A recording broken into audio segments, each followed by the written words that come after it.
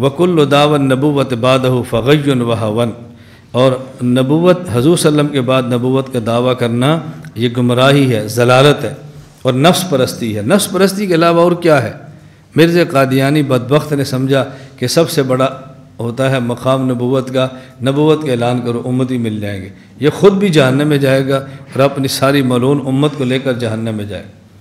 بدبختی، بدقسمتی اور لعنت کی بھی انتہا ہوتی ہے۔ اللہ ہم سب کی حفاظت فرمائے، اللہ ہم سب کی حفاظت فرمائے۔ اس تصور سے انسان کی روح بھی کانپ اٹھتی ہے۔ بدبخت کیا بنے گا جب قیامت کو لاکھوں لوگ تیرے ساتھ جہنم میں جا رہے ہوں گے، تیرے سر پہ جوتے ماریں گے۔ میں اس لیے اپنے حضرات سے گزارش کرتا ہوں، حق بیان کرو، نہیں بیان کرتے خاموش ہو جاؤ، غلط مسئلہ کبھی بیان نہ کرنا۔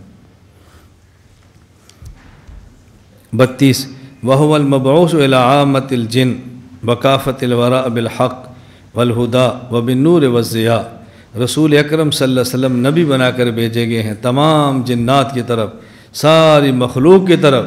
حق لے کر آئے، ہدایت لے کر آئے، نور لے کر آئے، ضیاء لے کر آئے۔ نور بھی روشنی ہے، ضیاء بھی روشنی ہے۔ نور کم درجے کی روشنی ہے، ضیاء ذرا تیز درجے کی روشنی ہے۔